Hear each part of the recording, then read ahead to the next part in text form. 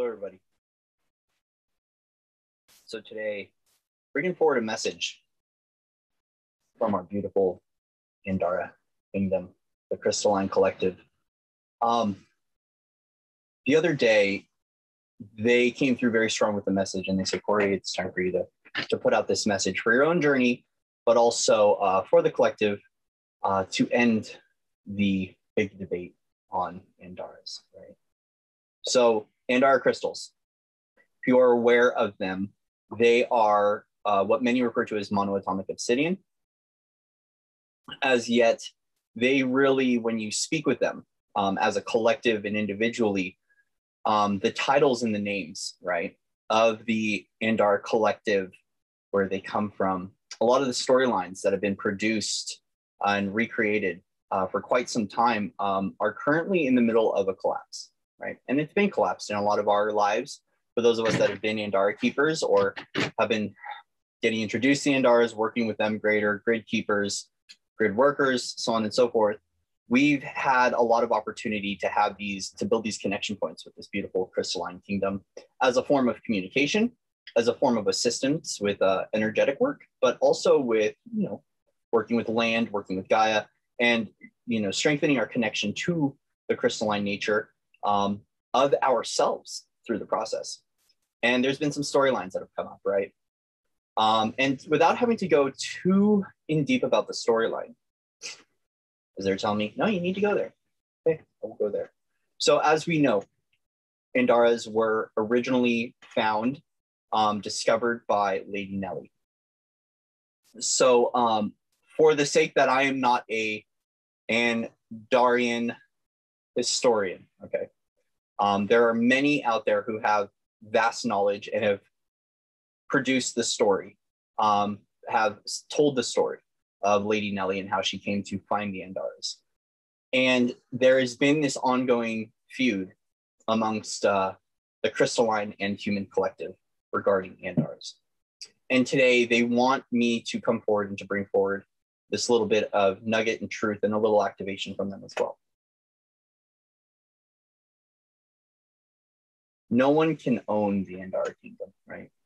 There's no trademark or publishing rights or copywriting over what is real and what is fake when it comes to the Andaras.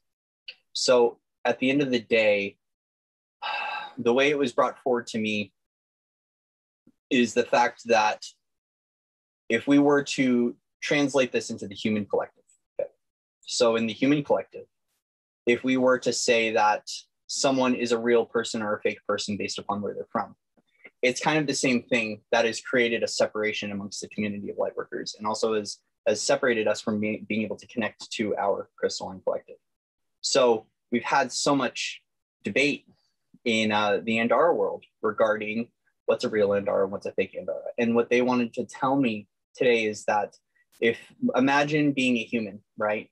And that since you come from a certain place, so let's say that a real human only comes from California, and that everywhere else it's a fake human. It's not a real person. What ends up happening is we discount a connection point to learn and to evolve and to grow with our own family and friends. So a lot of that separation that has occurred in the crystalline collective has created a ripple in us being able to unify as Andara keepers and as an Andarian collective. And a lot of those timelines that are broken and are collapsing and have created this separation are ready now at a greater level for us to unite with our crystalline kingdom. So as we've seen, right, we've seen if you've done any Andara work at all and you've worked with them and you've looked at where to purchase them, you can see that we can find them all over, right? So some come from the Mount Shasta area. So we'll just say Mount Shasta area. We also see some come from Indonesia and other parts of the world, as well as some coming from Arkansas. What they want me to bring forward to today is the recognition of connecting to the feeling and the beauty of the Andara. So when the human gets caught up in the storyline, we start to do real, fake. Is this authentic? Is it not authentic? And what's ended up happening is it's perpetuated a cycle of separation where people are not, first off, supporting New Earth businesses as a result of this, but also there's been a whole slew of discord and fight that doesn't need to occur. in the unified field. So as a unified collective, we can either agree to disagree and drop the swords, right? Or we can come to a unified expression of recognizing that at the end of the day, it doesn't matter where it's from, it's the feeling that it activates within you, right? So there's certain color, tones, frequencies, hues that the Andaras and other forms of obsidian activate within us. The entire crystal collective and crystal community is here to serve as a remembrance point of the magic within us in our crystalline nature. When it comes down to light body technology, when it comes down to honoring our crystalline light body, anchoring in a newer frequency, remembering the beautiful times of Lemuria, for instance, or for some people, even ascended Atlantis. It really does vary what the potency of the crystal provides for you in the activation sequence. But a lot of people will block the activation and block their ability to connect based upon real, fake, Ethereum, non-Ethereum, so on and so forth. And at the end of the day, these are living, breathing consciousness, right? So it's the same as if we were to discount an individual on the street, such as seeing a homeless person or seeing someone that might be a little disheveled or a little bit more angry, by stating that they're real or not real.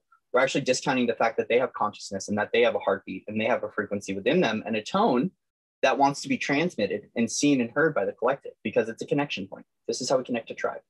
And so they want me to just bring forward this brief message of dropping the war, but also opening ourselves up to the fact that there's so much magic and beauty in the crystalline kingdom, whether we are working with what many would state are authentic pieces, or we're working with glass from Arkansas, as it's been titled. Either way, these all hold consciousness. They hold consciousness and they can be activated, right? So even those that might seem a little dull, right? Those that might seem a little less shiny because they haven't been cared for, right?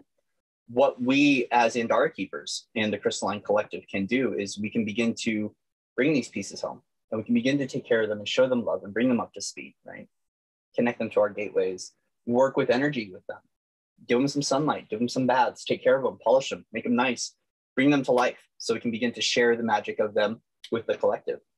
We have a whole new slew, right, of Andaras showing up right now. And we've got them arriving from different places. I've been told of a few different areas where Andaras are going to start to be discovered, right, all over the earth. And the thing is that it's important, regardless of the framework that we put on the description of it for the human perspective, the feeling space of getting these people home into with their proper family, okay, is going to be beyond important as they arrive. So as we know, when the frequency rises on Earth, we start to see different colors of Andara show up. We've seen some rainbow pieces come out recently that are absolutely gorgeous. I think they came out a few months back, a whole rainbow ray bands that have been showing up. And they're going to start showing up in different parts of the world. And what they're really wanting you to transmit right now is the importance of the connection point of the color and the energy that it provides for you. And really dropping the, is this real? Is it not real? Is this a reputable business, or however it might be? Because really at the end of the day, we're dropping the dualistic construct and we're trying to unify. And we're also trying to connect people to their crystalline nature, to their home, to their heart, and to begin to activate the frequency of support of the elementals, of the elements, the crystalline collective. So we can begin to, especially for those of us that are in supporter roles, right? So we're full-time supporting New Earth trajectories, supporting people. We need to be supported. And this is where we can begin to lean on things like the crystalline collective, whether it be Andara, it be quartz, amethyst, Vogel quartz, pink quartz, whatever it is for you at the end of the day that supports you on your journey. So beyond just the beautiful crystalline collective, we also now begin to go into what supports me on my New Earth journey, right? What gives me the strength and the power to carry on? What gives me the resiliency? What assists me in recharging my light body? What assists me in feeling good and happy in my life, right? How can I surround myself in magic? And for me, the choice point is crystals. And specifically it's Andaras, because they resonate and speak to me and communicate with me in such a way that resonates for me. So while Andaras might be for me, yours might be quartz, it might be amethyst, it might be lapis lazuli, it might be jasper, whatever it is for you. It might even be sandstone. Or sometimes for me, it's just a piece of bark, right? It's a really cool piece of bark that I find. And Gaia says, we want you to take this home to bring a little bit of Gaia with you here.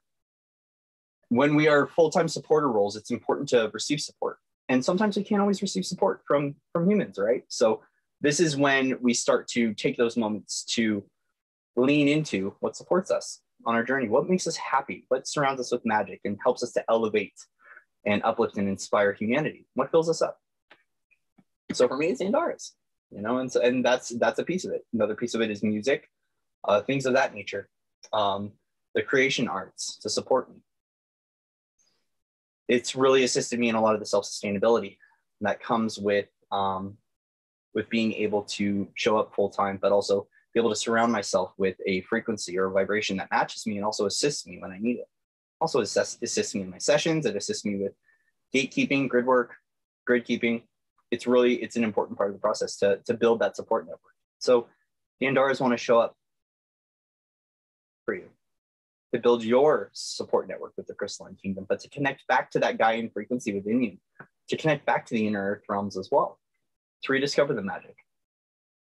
And so just wanted to bring this little message out as a form of a communication point and a peace offering amongst the Andara keepers, that we can begin to drop that storyline and just begin to connect with the fact that we're all here supporting a new earth frequency. And whether it be titled one way or another, if it supports us, that's what matters at the end of the day. And that's the most valuable piece that we can honor within ourselves, is that we're supporting a new earth frequency, and that new earth frequency thus will support us, right? As within, so without. And when we begin to create that frequency out into the collective of that supporting self-supporting new earth and the new earth supporting us, we find greater opportunity. We find more ability to connect as a unified collective, to be able to connect more with our tribe and our people, and be able to arrive at those places in our trajectory, whether it's within or without, that provide us the stability and the nourishment that we need as we're anchoring new earth and qualifying that in our own reality. So with that, I wanted to offer an Andara class. So there's no date and time as of this recording as to when this is occurring. So if you go down into the description box, there will be a link provided with more information on when the Andara course will be. And we're going to just go into how-to, more information about the Andaras. We'll go into the history and kind of the legacy and the journey of the Andaras. We'll talk about how to activate them, how to work with them, how to use them in your own energy work or in your own specialty, how they can support you.